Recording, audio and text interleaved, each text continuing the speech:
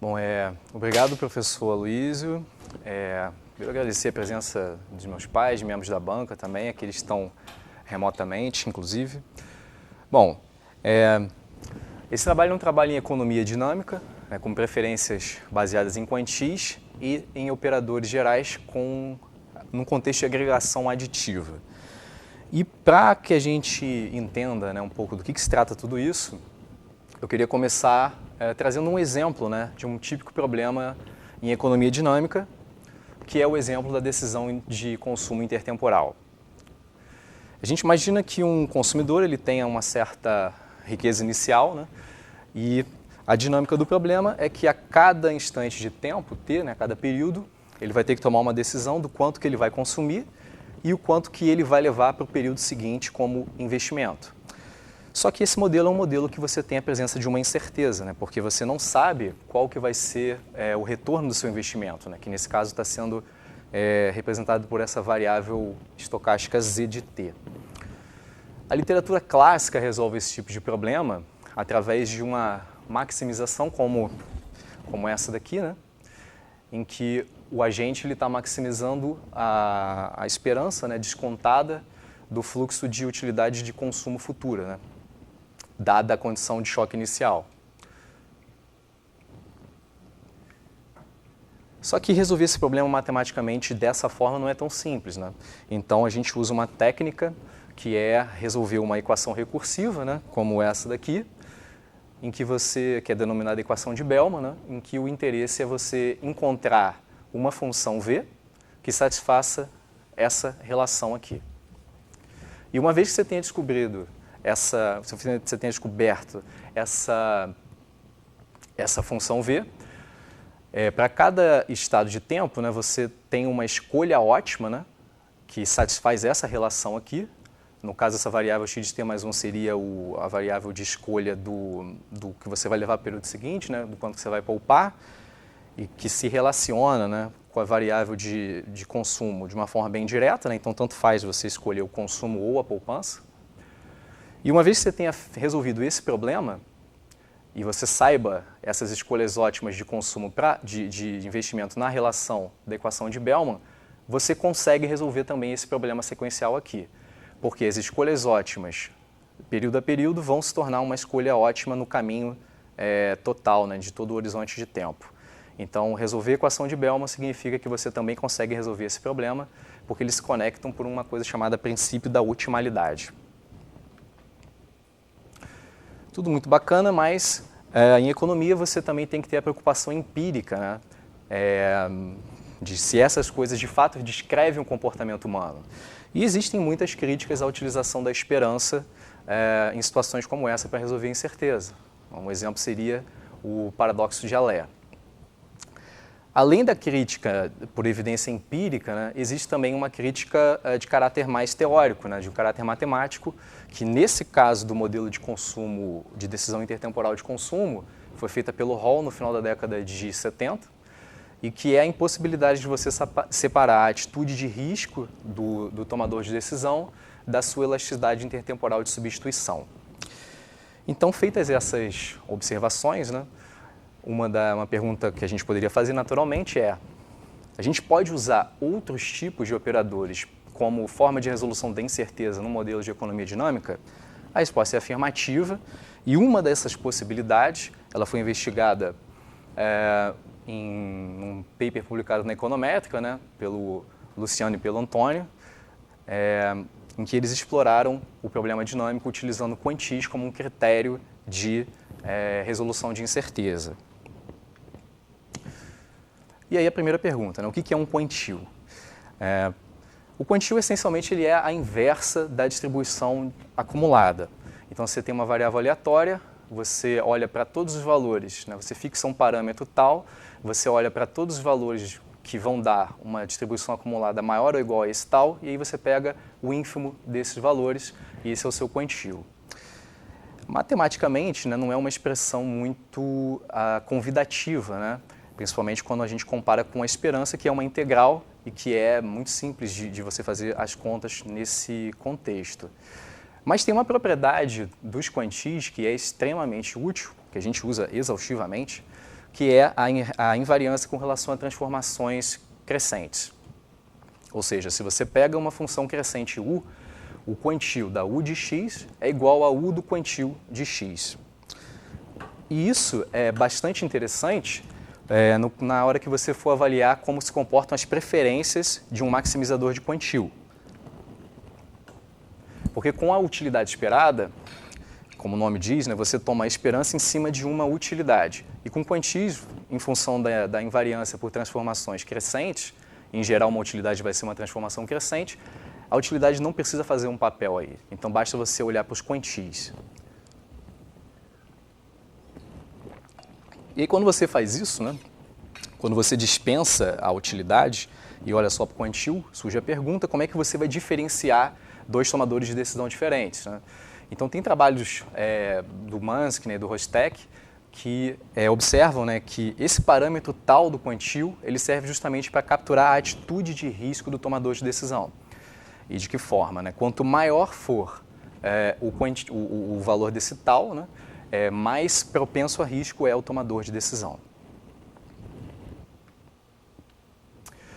Bom, para deixar bastante claro, né, quais são as contribuições presentes nessa tese em relação a esse trabalho anterior, né, de 2019, relacionado a preferências com quantis, eu queria introduzir aqui um exemplo, né, um exemplo bastante ilustrativo dos pontos de avanço que nós fizemos nesse trabalho, né, em relação a preferências quantílicas. Esse exemplo é o exemplo da procura de emprego, é um exemplo clássico da literatura, né, dos anos 70, e que naquela ocasião foi formulado com a esperança como forma de resolução de incerteza. Esse problema é o seguinte, né, a cada instante de tempo, o tomador de decisão, né, o trabalhador, ele vai ser confrontado com uma oferta de salário, W de T, né, e ele precisa escolher se ele vai aceitar a oferta, ou seja, y de t igual a 1, ou se ele vai recusar a oferta, y de t igual a 0, e aí, nesse caso ele vai procurar por uma nova oferta de emprego. Então, quando ele rejeita a oferta, né, quando o y for 0, então ele não recebe nada nesse período, e no período seguinte ele vai ser defrontado novamente com uma nova oferta, que é uma variável exógena, W de t mais 1. Na outra hipótese, né, quando ele aceita trabalhar, no período seguinte ele tem uma chance de perder o emprego, que também é uma variável exógena, simbolizada por E de t mais 1. Né? Quando E de t mais 1 for 0, ele é demitido. Quando E de t mais 1 ele não é demitido, permanece no emprego e continua ganhando o mesmo dinheiro que ele efetivamente recebeu no período anterior, que é a variável de estado endógena, que é o x de t. Então, tem 3 pontos nesse problema que são importantes da gente ter em mente e de salientar. O primeiro ponto é que o estado seguinte da variável endógena, né, que é o quanto dinheiro o trabalhador efetivamente recebe no período, ele já não é mais determinado diretamente pela sua escolha.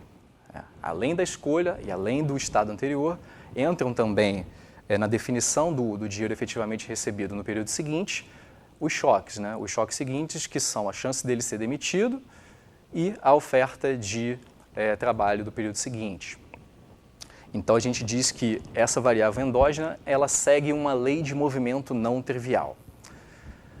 Outro ponto importante, né, é que esse choque, ele é um vetor e ele tem uma componente discreta.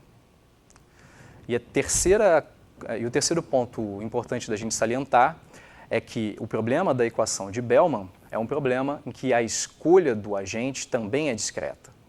Então a gente tem lei de movimento não trivial, choque discreto e escolha discreta nesse problema.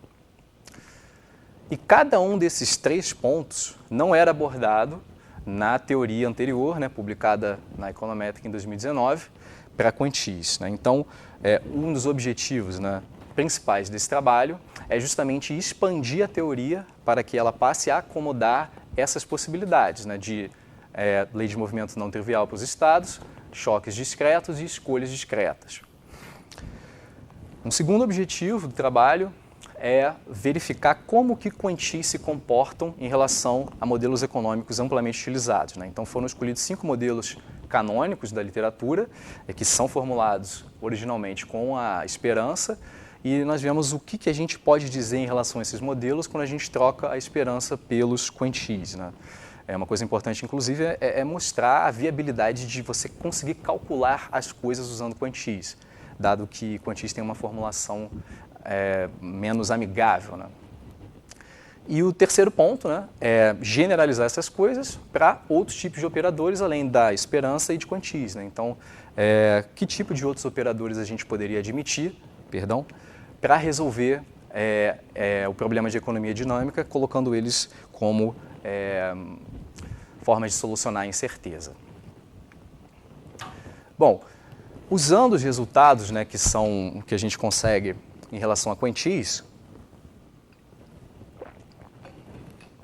a gente consegue incorporar um teorema de existência e unicidade, que vai abraçar esse caso de leis de movimento não trivial, escolhas e choques discretos, e vai dar para a gente uma solução única, contínua e limitada do problema do modelo anterior que eu acabei de apresentar, no modelo de procura de emprego.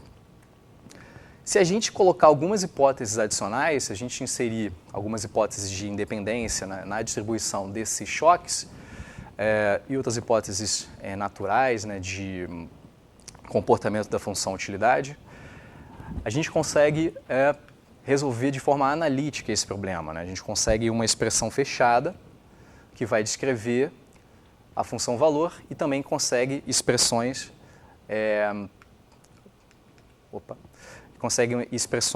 uma forma de descrever o comportamento, né, do tomador de decisão.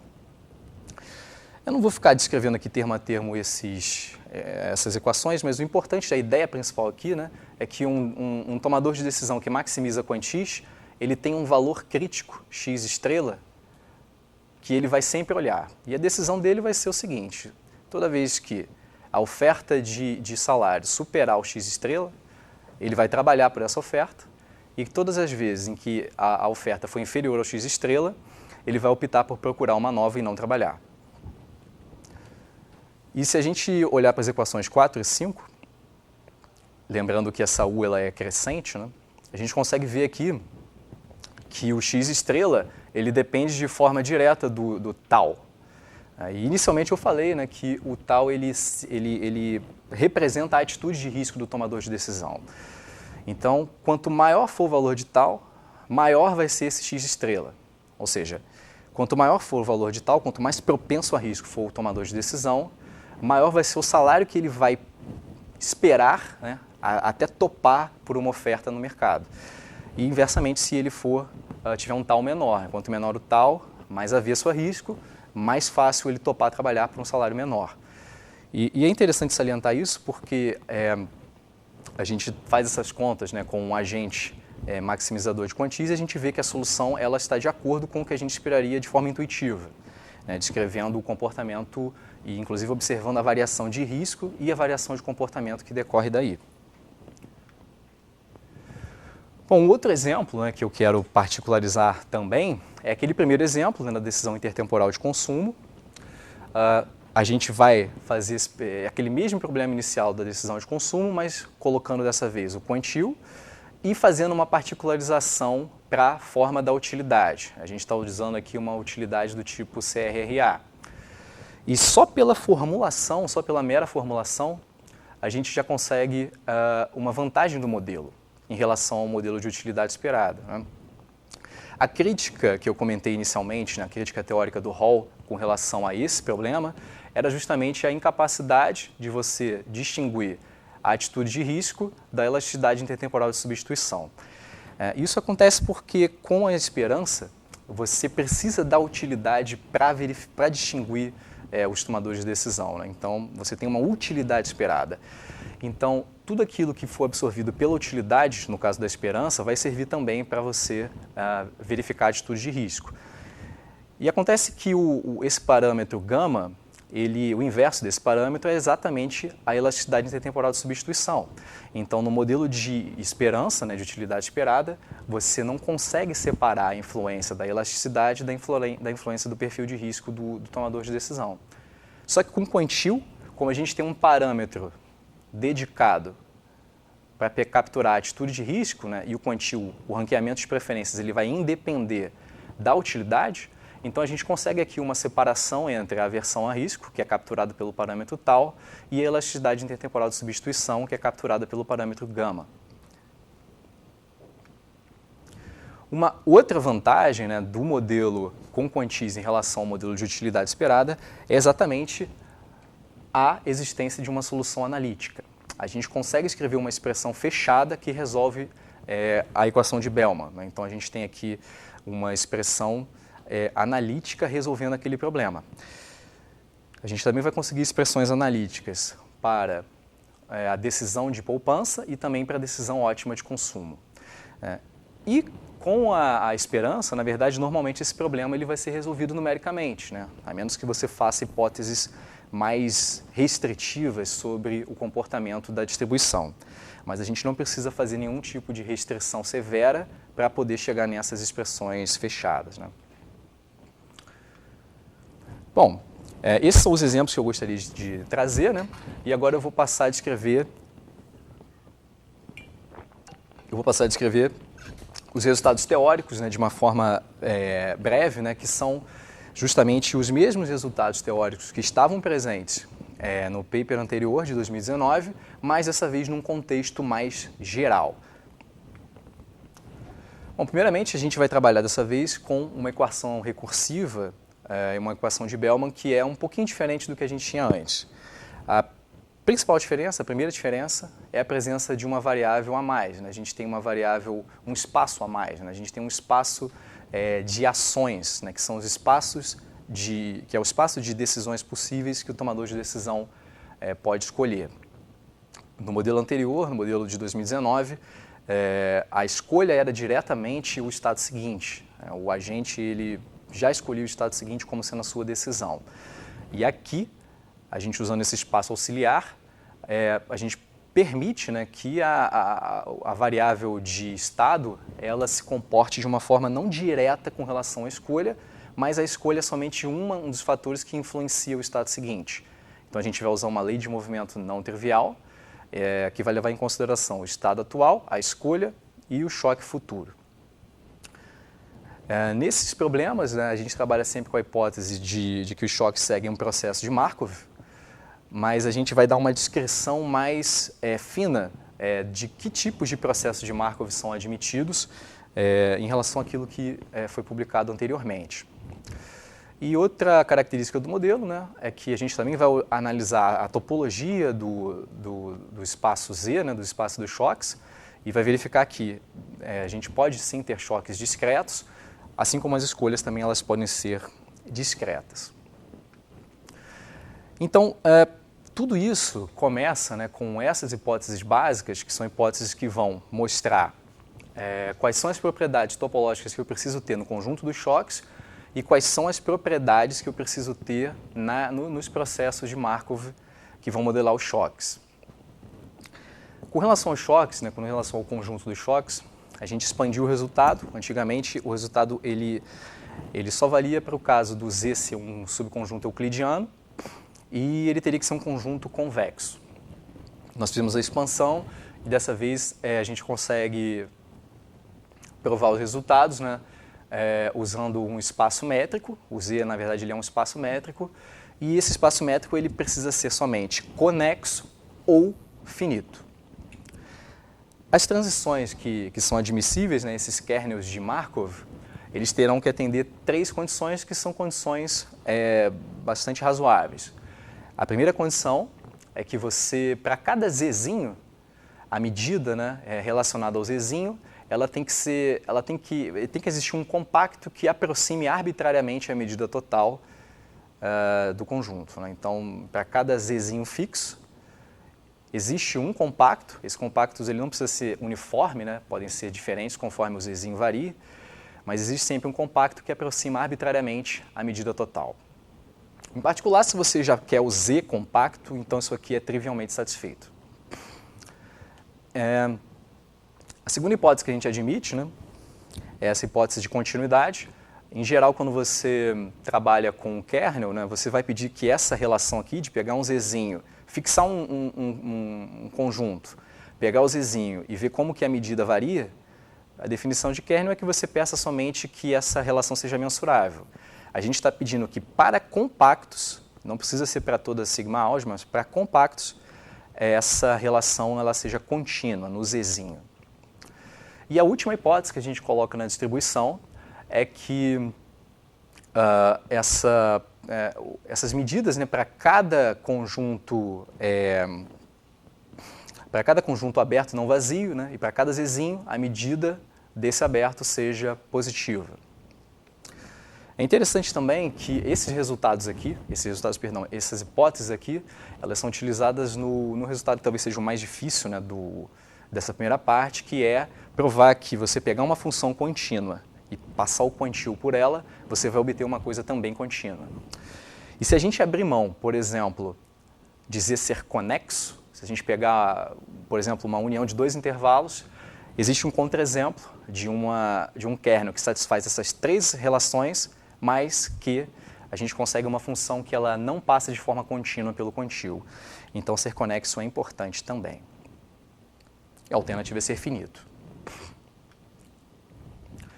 Bom, com essas hipóteses, né, e diversas outras, a gente prova todos aqueles resultados que estavam já em 2009, mas nesse contexto de maior generalidade, né, que são existência e unicidade de uma solução para a equação de Bellman, provar que essa solução ela é crescente nas duas variáveis, provar que a função ela é côncava na primeira variável, tem uma política ótima, single valued, né, uma função, que essa função é contínua.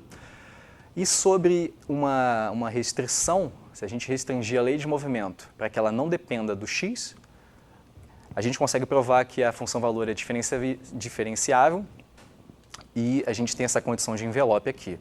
Abrir mão da dependência do x não é uma coisa muito grave, porque com utilidade esperada a mesma técnica é utilizada, né? Você também precisa abrir mão de generalidade pedindo que a lei de movimento não dependa do x. Outra coisa que nós temos também é as equações de Euler, né? Se a gente tiver essa relação aqui de monotonicidade, então a gente consegue equações de Euler com quantis para a função valor. Outra coisa que fecha, né, toda essa primeira parte teórica de quantis é justamente o princípio da otimalidade, em que a gente garante que uma solução do problema de Bellman vai ser uma solução do problema sequencial. E aqui a gente tem uma notação que vai ficar clara, né, mais adiante, esse Q infinito, o que isso significa, porque quando nós formos olhar para as propriedades, né, satisfeitas por operadores gerais na parte seguinte, a gente vai definir as preferências e essa notação aqui vai fazer mais sentido. Bom, então vamos passar para a segunda parte, né, que é a parte que trata dos operadores gerais.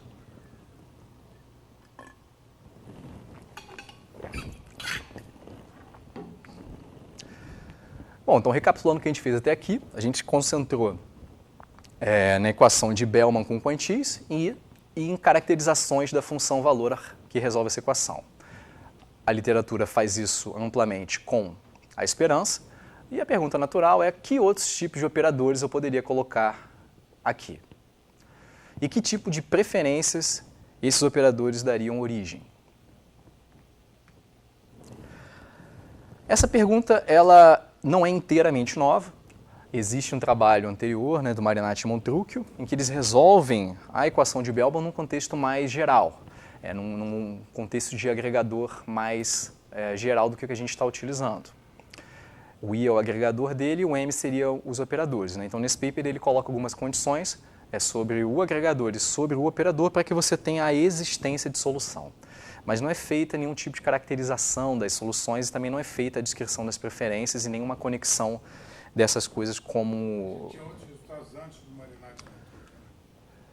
Não é relevante. Tá. Foi só um exemplo, né, de um trabalho em que é feito isso, né? Existe, né? Porque esse paper dele, eles fizeram Eles caracterizaram os agregadores onde você teria, né, as soluções e tal. Bom, a gente vai se restringir ao contexto em que o agregador ele é aditivo, né? Então esse I, no final das contas, ele vai ter uma forma bem similar ao que a gente vinha vendo até então, né? Você consegue separar a utilidade, somar com uma constante beta e multiplicar pelo operador atuando sobre a função. Esse tipo de agregação acaba sendo a mais utilizada nos problemas, né? Então, é interessante a gente investigar. Dito isso, né, os nossos objetivos são caracterizar os operadores, né, que tipo de propriedades os operadores teriam que ter, a fim de que a gente consiga garantir a existência, né, de todas aquelas propriedades da solução da equação de Bellman, que são interessantes, né, monotonicidade, concavidade, diferenciabilidade, equação de Euler, e também definir, usando operadores gerais, um problema sequencial de tal maneira que descreva as preferências e se conecte com o problema da equação de Bellman através de um princípio da otimalidade. Então, esses são os objetivos agora. A gente vai começar falando sobre operadores gerais, né, considerando, na verdade, uma família de operadores que vai ser indexada no X, né? A gente vem lá de um modelo anterior em que a gente tinha que o X seria a variável de estado, o Y seriam variáveis de escolha e Z seriam os choques. Nesse contexto aqui, as coisas podem ser até mais gerais, né, do que isso. Essa apresentação ela é mais geral do que você imaginar que os papéis sejam esses. Mas conforme nós formos colocando mais hipóteses, as coisas vão se tornando mais próximas dessa ideia, né, de que você tem estados, escolhas e choques. Mas então, começando com a maior generalidade possível, a gente considera essas famílias, né, e considera essa equação de Bellman nesse formato 12 aqui, né, em que o operador ele entra atuando aqui sobre as funções, e isso também depende de y e z. Então, um exemplo, né, de setup em que essas coisas se explicam é justamente o exemplo anterior que a gente fazia com point x usando uma lei de movimento não trivial, né? Então, as famílias aqui indexadas em x, a dependência do x pode ser caracterizada, nesse caso, através de uma lei de movimento que atua na primeira variável da V, né?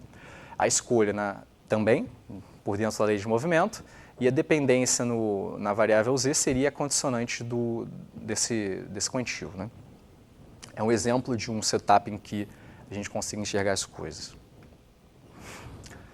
Para resolver, então, o problema da equação de Bellman, a gente considera esse operador, né, o operador 13, T de A, que nada mais é do que o lado direito da equação de Bellman. Então, na verdade, a gente quer impor condições nessa família de operadores para que a gente tenha um ponto fixo desse operador.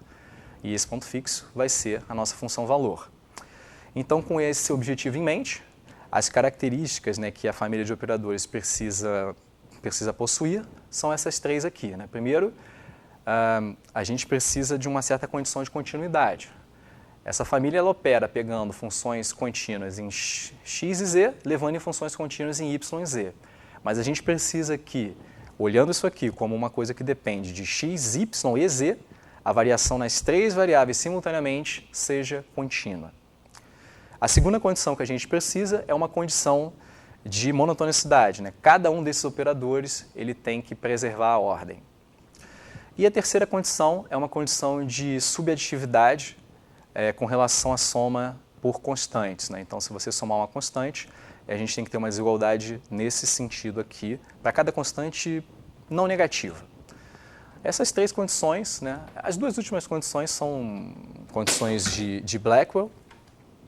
E essas três condições juntas, né, elas permitem mostrar que esse operador T de A ele é uma contração no espaço das funções contínuas limitadas. Aí, pelo teorema do ponto fixo de Banach, a gente tem um ponto fixo. A partir daí, a gente começa a impor mais condições na família de operadores para que a gente tenha justamente as propriedades desejáveis na função valor. Então, conforme eu vou plugando hipóteses nas famílias de operadores, eu consigo tirar do outro lado propriedades da função valor.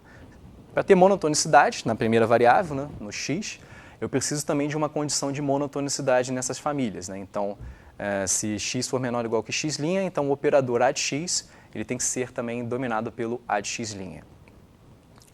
Com essa condição, a gente consegue então estabelecer que a função valor ela é estritamente crescente na primeira variável. De modo similar, né, a gente consegue provar a concavidade da função valor colocando uma condição de concavidade nos operadores. Só que atenção aqui porque a concavidade ela tem que ser conjunta, né, nas variáveis x e y. Então, essa relação aqui, ela tem que ser, essa função aqui, imaginando nas 3 variáveis, ela teria que ser côncava nas 2 primeiras variáveis de forma conjunta. E com essa condição, a gente consegue provar que a função valor, ela vai ser estritamente côncava na primeira variável, e o fato de ser estritamente côncava vai também permitir que a gente conclua que a correspondência ótima, ela é uma função, ela é single valued, e ela também vai ser contínua. Bom, indo além, a gente consegue também provar a diferenciabilidade da função valor. E essa prova, né, ela é uma prova que parte da concavidade, né? Então a gente precisa admitir as hipóteses de concavidade e também admitir que a família de operadores ela seja invariante, né? Ela seja constante para qualquer x. Então, com essas condições, a gente consegue provar que a função valor é diferenciável e que ela satisfaz essa condição de envelope aqui.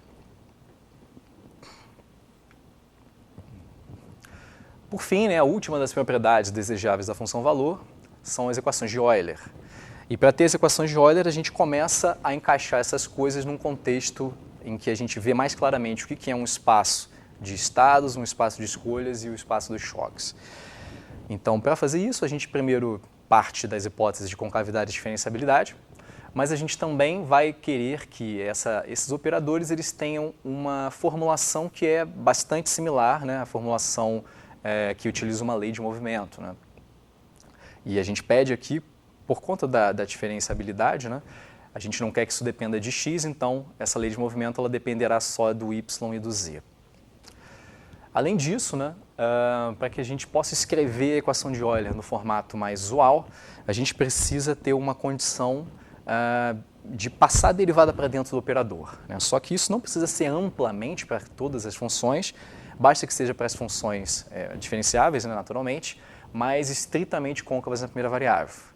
Então, todas as vezes que eu puder passar a derivada para dentro, e tiver, no caso, né, nas funções estritamente côncavas, e tiver as outras hipóteses, então a gente consegue mostrar que a gente tem as equações de Euler para esse problema, né? Que já ficam aí, então, num formato muito mais parecido com o que a gente vinha fazendo antes, né?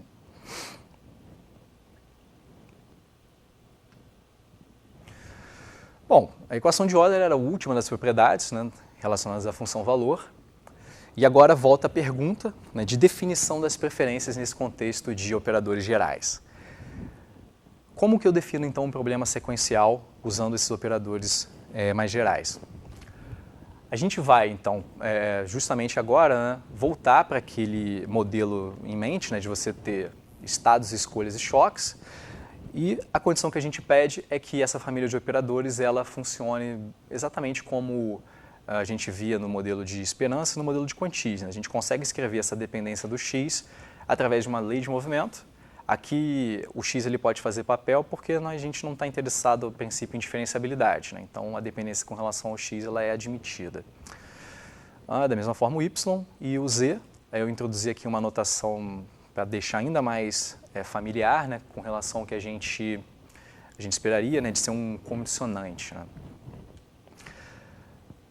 E as propriedades que a gente pede, né, além dessa formulação aqui, é que esses operadores eles sejam invariantes por dilatação positiva e também invariantes por translação de funções que dependam somente do z. Então essas são as propriedades que a gente precisa para definir propriamente as preferências. Então, na definição de preferência, a gente vai definir uma forma do sujeito escolher. E essa forma ela é feita através de uma sequência de funções, né? Para cada instante de tempo você tem uma função diferente. E essas funções elas têm que ser mensuráveis, né? Ele vai observar um estado, vai observar um histórico de choques e vai fazer uma escolha. Ao fazer isso, né, dado uma realização dos choques em um estado inicial, a gente tem aqui um caminho, né, dos estados endógenos, né, condicionado às escolhas feitas através desses planos, né? Então a gente tem esses caminhos x, ht's aqui. Da mesma forma, a gente tem um caminho de escolhas, né, que é simplesmente a escolha feita usando as h de t's, né? E Agora a gente precisa ter uma forma, então, de fazer com que o tomador de decisão ele tenha um critério para dizer que um plano de escolha domina o outro, né? Como que ele vai dizer que o H' é superior ao H? E a gente vai representar, então, essas preferências através de uma função, né? Uma utilidade que vai representar essas escolhas, né? Vai ranquear essas escolhas. E a definição é essa daqui. A gente vai tomar, na verdade, um limite, né, de uma aplicação iterada, condicionada, né, nos edt's, né, para cada instante de t.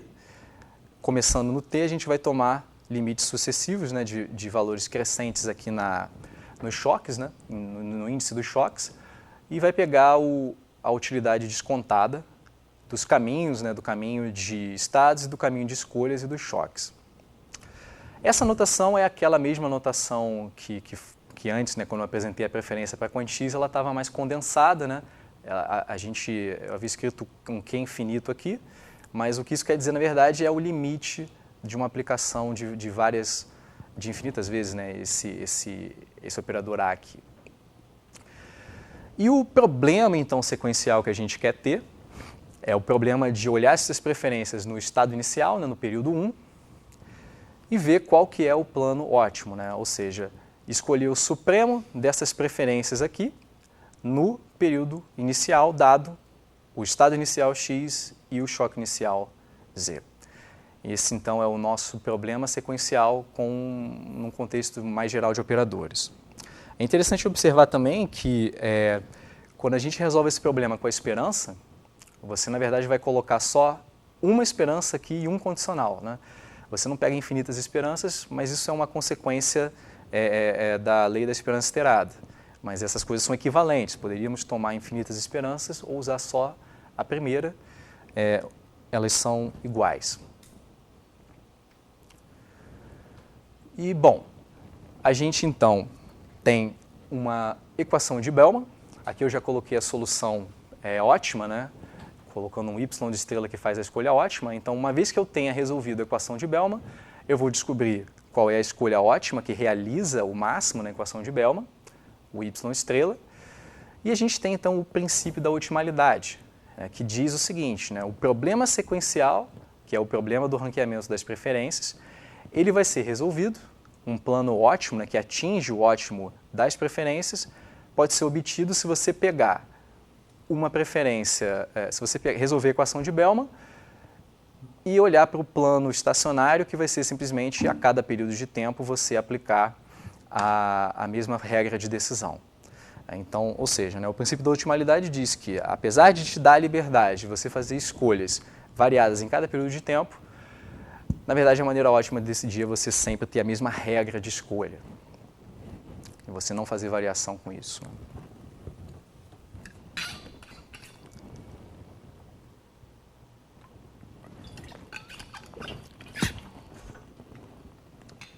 Bom, então, agora para finalizar, eu vou rapidamente, né, comentar a respeito de alguns operadores que se beneficiam dessa teoria geral, né, e que, portanto, a gente consegue fazer economia dinâmica com todas essas propriedades de função-valor e de problema sequencial e princípio da otimalidade usando esses operadores, né. O primeiro exemplo seriam os expectiles, né, que são muito usados em finanças, né, gestão de risco, e que tem uma formulação, né, como uma minimização assimétrica, né, de quadrados, que é bastante parecida com a formulação de quantil, né? Você consegue escrever um quantil como sendo basicamente a mesma coisa, mas ao invés de elevar ao quadrado, você toma um módulo.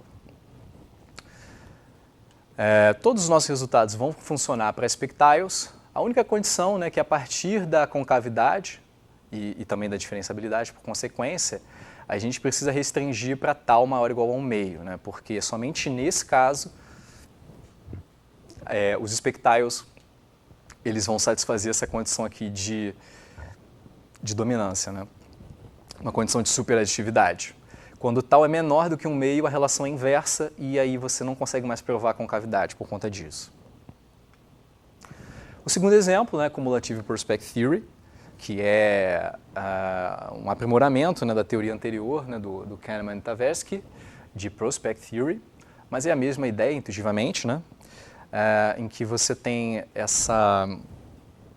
esse operador e que ele busca modelar e capturar problemas, né, observacionais que foram verificados quando a gente confronta isso com o comportamento de utilidade esperada, né? Então, o Cumulative Prospect Theory, ele introduz, né, a ideia de que as pessoas elas distorcem as probabilidades. Então, você tem essas funções peso aqui, né, W+, que distorce os ganhos, e W- que distorce as perdas, no sentido de capturar a ideia, né, de que um tomador de decisão, ele, pelos experimentos, né, as pessoas elas tendem a superestimar eventos de baixa probabilidade e a subestimar eventos de alta probabilidade. Da mesma forma, né, existe também uma distorção nas utilidades, observada nos experimentos, e essas funções o mais e o menos procuram retratar essas distorções, né? As pessoas elas costumam apresentar um comportamento de distorção côncavo para ganhos e distorção convexa para perdas. Bom, os nossos métodos eles não funcionam todos para Cumulative Prospect Theory e a principal limitação é o fato de que você não tem, esse negócio aqui não tem invariância por translação. Mas, assim, existe uma forma alternativa, né, de você mudar um pouco o problema para definir as preferências e para ter uma equação de Bellman que se conecte com o problema sequencial através de um princípio da otimalidade. Mas aí a solução, né, como você não tem a invariância por translação, é você botar o operador por fora. Só que quando a gente faz isso, a gente sai do contexto da agregação aditiva, né? A gente está lidando com outro tipo de agregação. Mas é uma forma de... Eu não devia fazer isso. A gente falou só pequenos comentários. Pega o microfone, Luiz. professor. Mas só uma pequena pergunta, como você está bem na hora, ainda bem, né? Tá tudo bem. Esse prospector tem um problema do tal do reference point, né? E aqui, como é que você resolve? Se citar uma coisa dinâmica, como é que funciona os reference points depois? Só para... Tem uma anotação, está resumindo muita coisa que está por trás. Mas se pudesse ser explícito só nesse ponto? Assim, com essa anotação aqui, o reference point é o zero, né? O zero, então, é sempre o zero. A ideia aqui era só apresentar o modelo, né? Mas da forma como está escrito, o ponto de referência é sempre o zero, né? Então, os ganhos seriam sempre a variável ser maior do que zero e as perdas seriam a variável ser menor do que zero. Então, a gente teria que ter uma utilidade que fosse assim, né? Que representasse os ganhos como os valores positivos e as perdas como os valores negativos.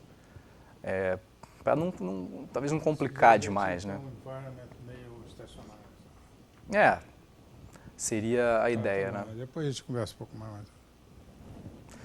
Bom, acho que o último exemplo, na verdade o penúltimo exemplo que eu queria trazer era o exemplo das preferências variacionais, que são, que eu acho que são preferências interessantes, né? Porque elas atendem até uma noção básica, né? Porque matematicamente você pode escrever esses problemas e você vai ter ali sempre uma atribuição de probabilidade para os estados, né? Mas na prática, né, como que eu vou fazer para escolher uma probabilidade que reflete realmente os estados da natureza?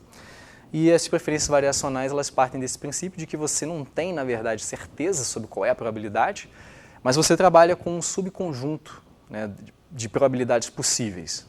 Então é um problema que maximiza essencialmente a esperança, minimiza, né, na verdade, a esperança, num conjunto de estados que o tomador de decisão considera factíveis, né, possíveis. E a gente tem aqui também uma espécie de penalidade aqui para cada escolha, né, dessa de probabilidade. E com preferências variacionais, né, todos os resultados que nós temos, eles se aplicam e funcionam bem.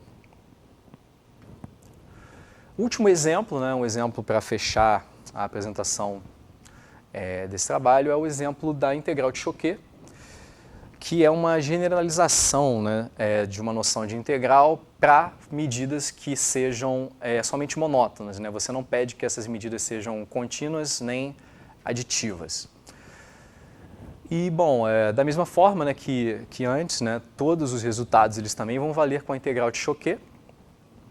E é interessante também comentar que a integral de Choquet, o quantio, na verdade, ele pode ser representado como uma integral de Choquet, né? Então, os resultados de quantis, eles também, você pode pensar que esse exemplo também generaliza, né, o que foi feito também antes para quantis, porque agora a gente está lidando com a classe e não mais só com o objeto. E bom, essa foi a apresentação. Agradeço a atenção de vocês e muito obrigado. Está ótimo, está na hora de dar os parabéns aí, que vamos passar para a produção, mas pelo menos em questão do tempo, você foi perfeito. Mas essa... Microfone, Luiz, o pessoal parabéns pelo menos... Ele não vai aparecer aqui, né? Ele vai aparecer só no... Está ouvindo, tá. Não, parabéns, aí tá no tempo, tá certinho, tá? Então a gente passa para a arguição. Talvez a gente comece com o Galvão, Antônio. Geralmente, a pessoa que está mais longe, a gente começa antes, tá? Bom, a gente tem conversado aí com o Daniel há muito tempo, e a única coisa, assim, a coisa que eu tenho a dizer é dar os parabéns para o Daniel. O Daniel escreveu uma tese realmente excelente, e o primeiro capítulo é um capítulo muito que está estendendo um trabalho que eu e o Luciano fizemos há alguns anos já, mas é uma coisa importante do ponto de vista econômico, porque ele faz com que o modelo seja mais aplicável a diversos exemplos. Daniel não apresentou todos os exemplos que a gente tem no paper lá, que ele tem na tese, mas, bom, acho que vocês deram uma olhada na tese e tem outros exemplos tão interessantes quanto os dois que ele apresentou e importantes também.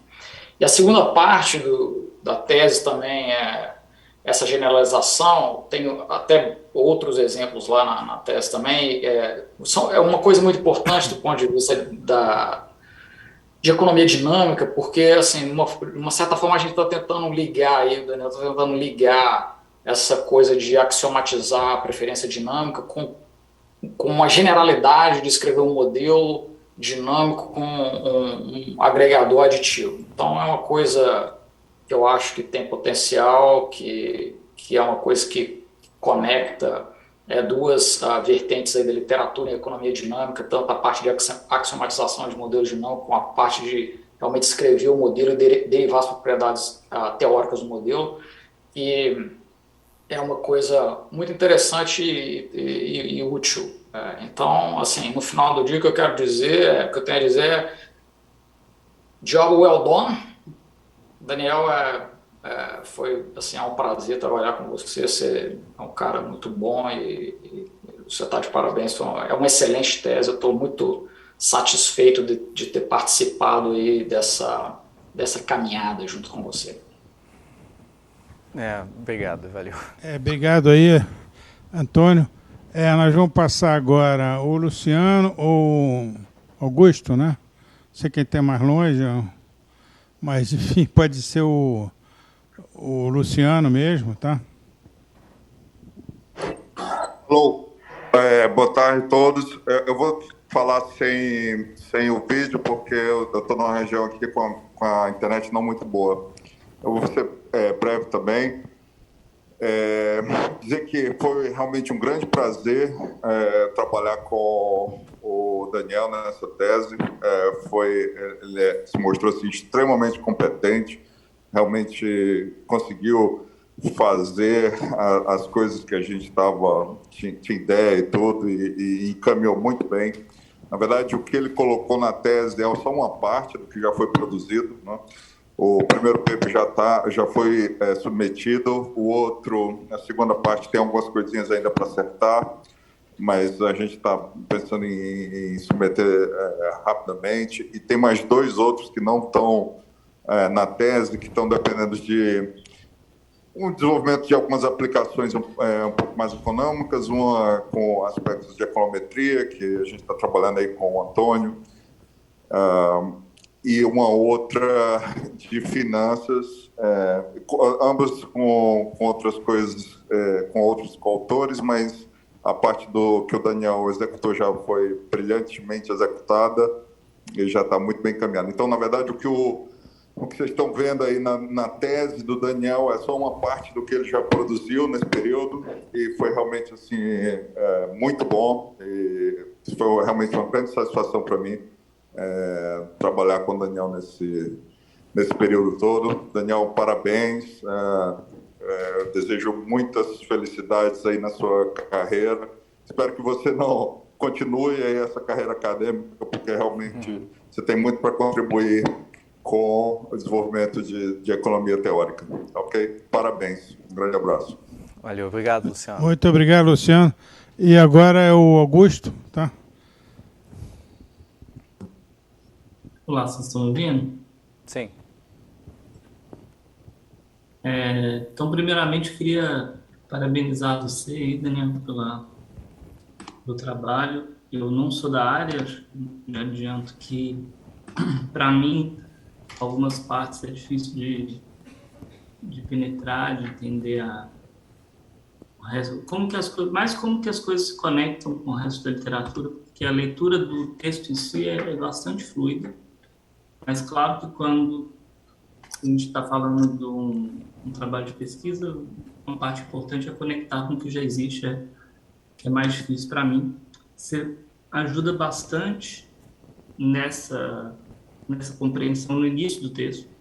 Você localiza, inclusive na apresentação de hoje também, você localiza bem o porquê e o que nós estamos discutindo, começando com a questão da economia dinâmica, do porquê, depois da esperança, porque que ela é tão versátil e fácil de trabalhar, depois as questões de por que ela também não é interessante se restringir a ela, né? Que tem interesse em olhar para outros tipos de tomada de decisão. E aí eu acho que o texto deslancha muito bem. Algumas partes eu acho que podiam estar mais bem explicadas. Algumas partes, por exemplo, it satisfies all standard properties. Talvez seja bem claro para alguém da área, mas para mim era meio obscuro o que significa standard properties nesse contexto. Outra parte que eu acho que eu senti falta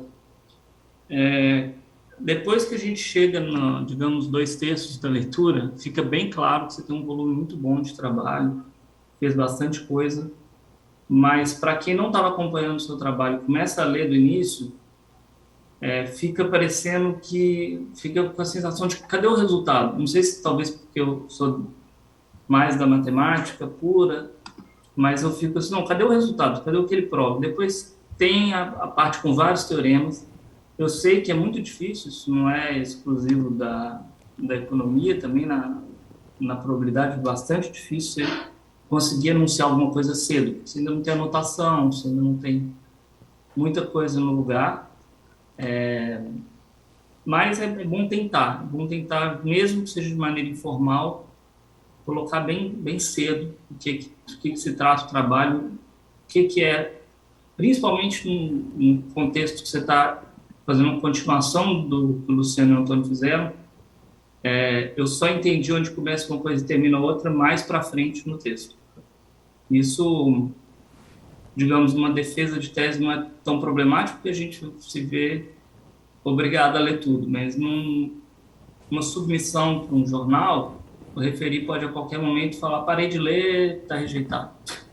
Então, acho que é bom a gente tentar colocar bem cedo, olha, é isso que a gente faz, é assim que se diferencia do que já existe, mesmo que de maneira informal, e aí você segura a pessoa para continuar até onde você detalha as coisas mais. Eu também fiquei bastante feliz com a coincidência, talvez, mas de ter participado da defesa do Bruno e agora da sua. Tem muito, acho que eu teria bastante dificuldade de ter acompanhado. Eu sei que você não trabalha muito com as quantias condicionais, mas eu gostei bastante de ter visto uma depois da outra, porque eu primeiro relembrei quantias em profundidade, depois eu li o material, a sua parte, que é já a aplicação, né? A dele ficou faltando para mim essa coisa de aplicação, muito bonita teoricamente, e depois acho que eu consegui ver como que, por exemplo, condicionais podem ser importantes, já que quantis é tão fácil de trabalhar. Isso é uma dos erros que eu tinha na minha cabeça. Aprendi quantis, trabalhei com eles pouco, não tinha na minha cabeça claro que ele talvez fosse confortável de trabalhar, conseguir formas explícitas para problemas. E esse é o último comentário que eu tenho, que eu acho que existem muitos trabalhos que a pessoa define um operador e faz coisas, o operador mostra a existência de solução, mostra a existência de mínimos, pontos fixos, um operador abstrato, e às vezes tem a justificativa do ponto de vista, digamos, econômico, no seu caso, esse operador é interessante porque reflete o comportamento psicológico das pessoas. Às vezes a justificativa esse operador é um que me ajuda a fazer conta. E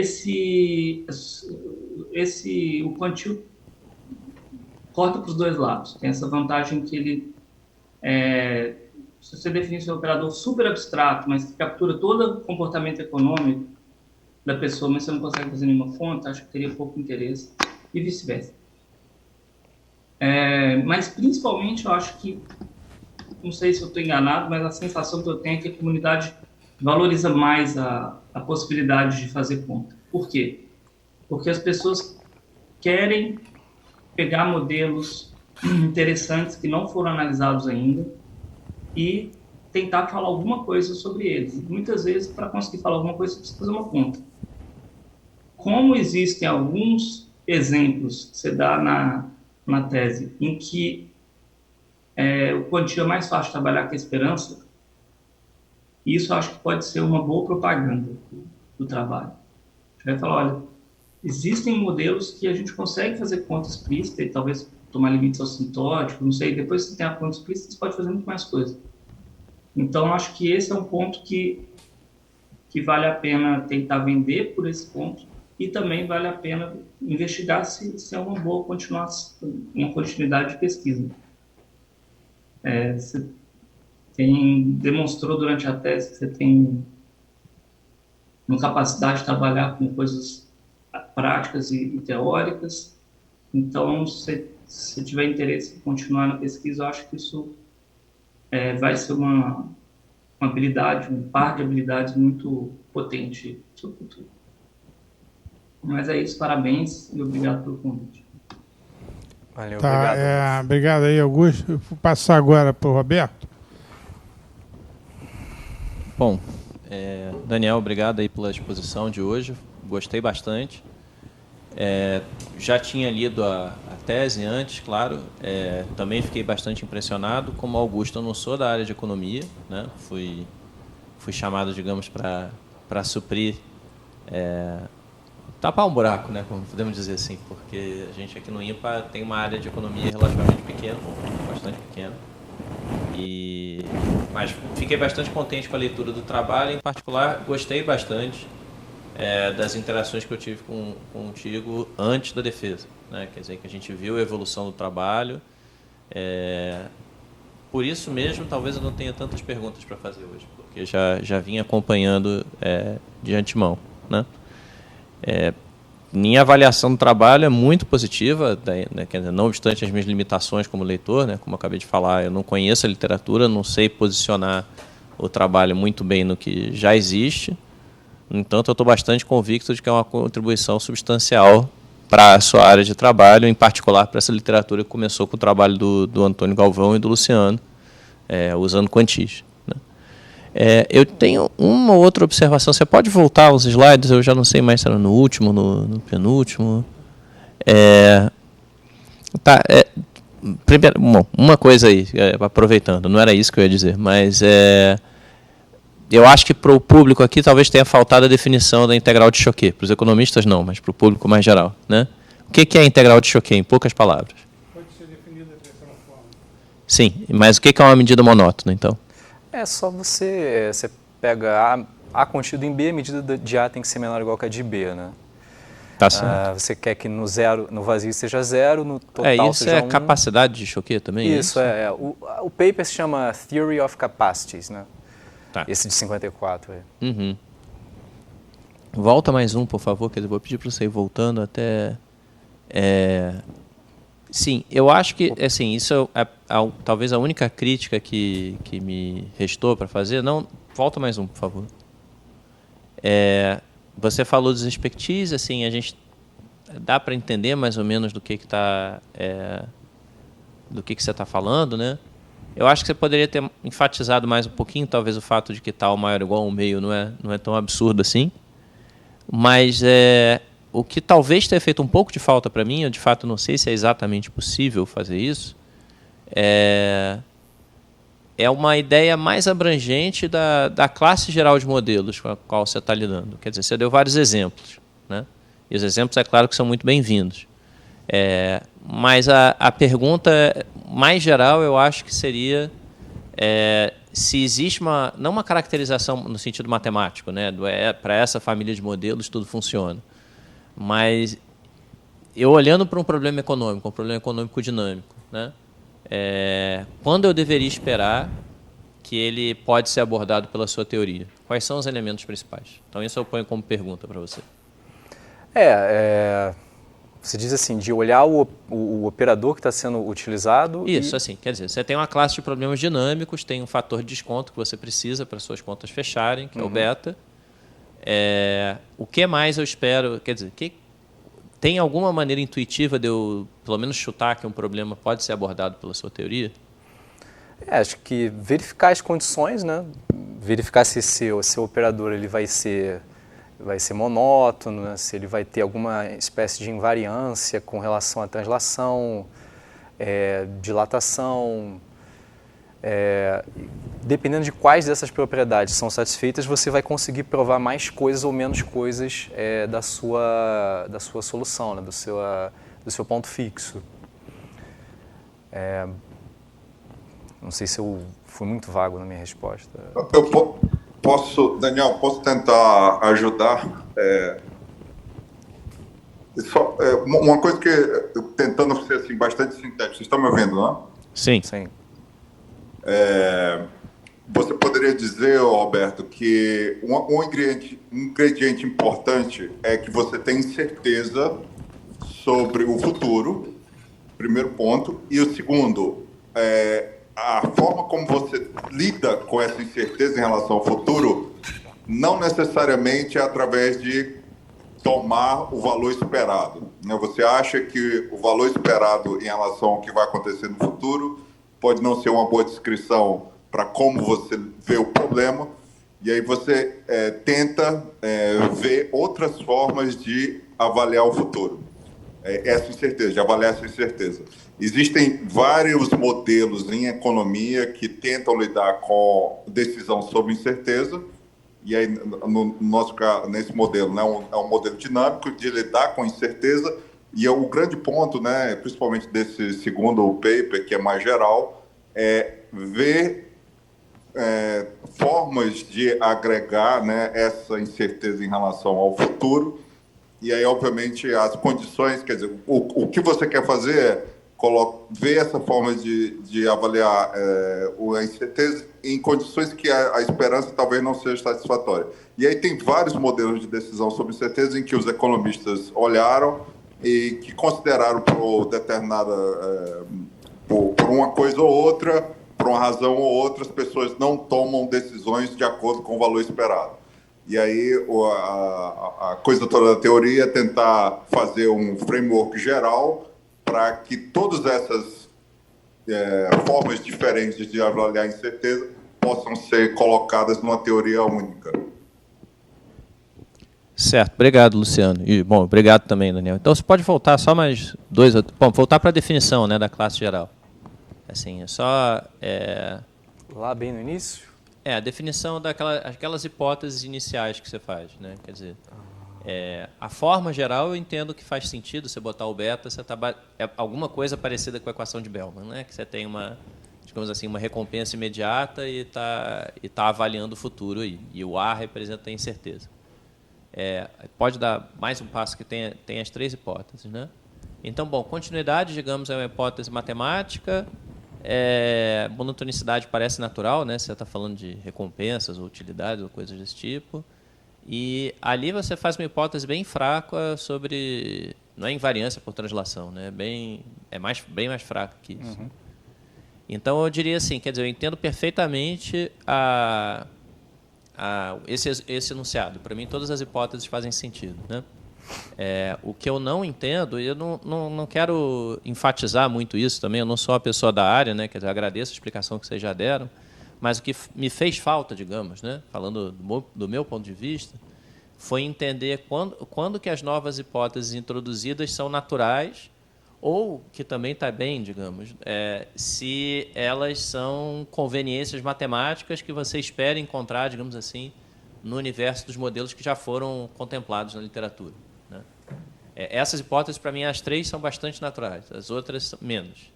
Então, talvez valha um comentário, quer dizer, um conjunto de hipóteses adicionais pode ser conveniente ou pode ter um significado profundo. Para mim, essas 3 hipóteses têm significados profundos, digamos assim. E as outras não ficou tão claro para mim. Você diz aqui na sequência? Quando você começa a acrescentar aquelas hipóteses de... Passa mais um pouquinho aí, né? Quer dizer, por exemplo, essa hipótese para mim talvez seja óbvia, mas não ficou tão evidente para mim. Quando vai passando para a diferenciabilidade, você vai chegando na equação de Euler, as hipóteses vão ficando menos óbvias para mim. É um comentário pequeno, de novo, eu não sou exatamente o público-alvo desse trabalho. Suspeito que o editor do periódico, para onde vocês mandarem isso aí, vai considerar óbvios os pontos que eu estou considerando difíceis, né? É possível que isso aconteça, mas é um comentário pequeno para um trabalho que eu considero grande em resultados, grande em realizações. Então, vou encerrar por aqui, parabenizando o Daniel e seu comitê de orientadores, talvez, né? Já que várias pessoas estiveram envolvidas nesse trabalho, pelos resultados obtidos. Bom, principalmente o Daniel, claro. Dos parabéns e, assim como o Luciano, espero que você possa continuar colaborando com a economia teórica, fazendo o seu trabalho. Obrigado. Muito obrigado aí, Roberto. Eu achei muito interessante tudo que você fez, né? Foi muito influenciado pelo Galvão, pelo Luciano, obviamente, né? Eu já conhecia você antes, né? Mas essa tese foi em grande parte inspirada pelos trabalhos anteriores do Luciano e do Galvão, que acompanharam você, né? E eu fiquei muito contente como você, quando a primeira vez que você apresentou a coisa para mim, foi um horror. Você veio com não sei quantas páginas e estava difícil entender. Né? Porque não é que eu suspeitasse que não fosse um bom trabalho, mas que estava bem desorganizado. E você trabalhou na organização, tanto da tese, né? Que eu pedi da tese, e da apresentação.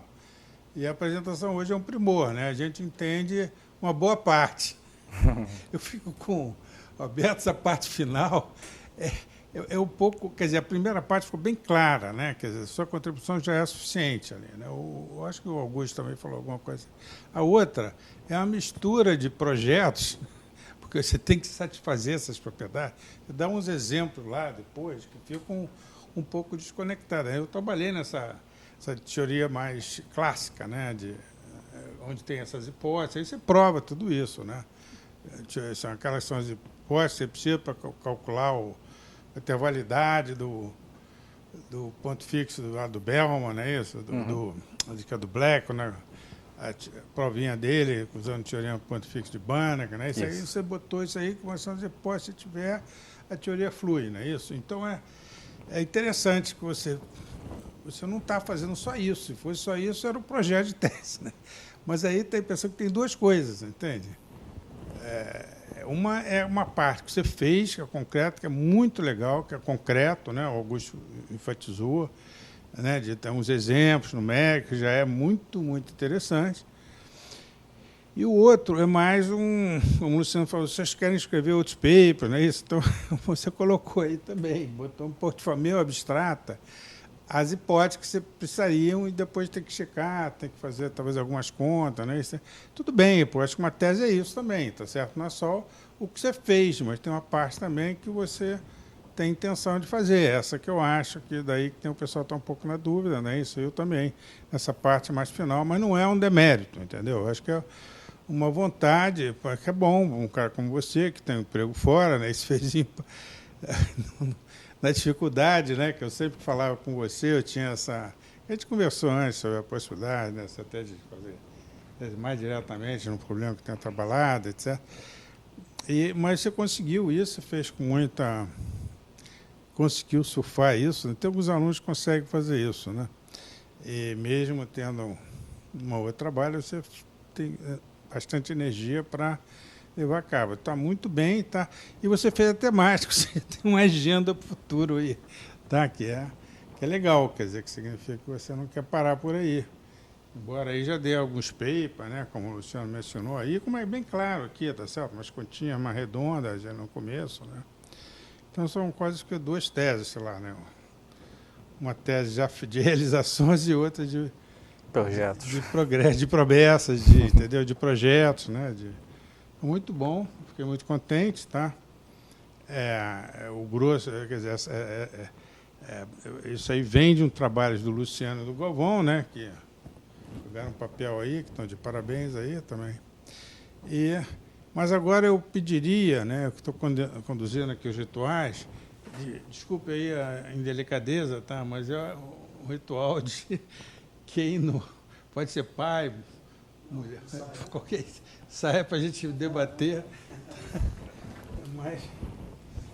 É importante. É bom. Oi. Lulu! Ó, olha que beleza. Aí, ó. O papai aí brilhou aí, né? Tudo bem? Prazer, tudo bem? Luísa. Oi, aí, Luísa. Casadinha aqui. Eu da minha filha, Ana Luísa. Boa tarde. Tudo bem?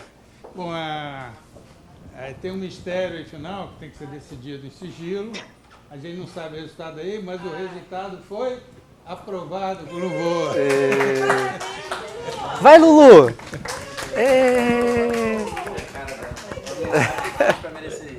Amor, ela é aprovada também. Ela deve estar pensando, para mim custou muito, né? Não é brincadeira, não. Mas aí, obrigado aí, foi tudo bem. Tá ótimo. Então, dá um tchau lá pro... Eles trabalharam muito lá do outro lado. Daniel, parabéns para você. Você é realmente muito bom e a sua tese ficou excelente. Eu acho que, assim, tomara que esses papers sejam todos publicados e seu nome seja citado aí muitas vezes na literatura. Vamos trabalhar para isso. Mas E ele volte para a academia, né, Galvão? Tem que. Eu voto para o Daniel virar um acadêmico, mas a gente vive numa democracia, né? Então. Por enquanto, tudo bom. Mas está ótimo aí. Alguma palavra final, Luciano? Alguma coisa, Augusto? Aí, né? Parabéns mais uma vez, Daniel. Fico feliz aí de sua filhinha estar participando, testemunhando aí a coroação do seu esforço. A gente trabalhando junto aí, você estava exatamente no processo de se tornar pai, né? Mas outra grande realização sua. Parabéns à família, muito bom. Mas ela está parabenizando e reclamando. Pô, custou muito, viu, papai? Compensa agora. Agora você vai me dar mais atenção. Muitas horas. Mas tá bom aí. A gente pode ligar agora, tá? Obrigado aí, todo mundo. Tchau.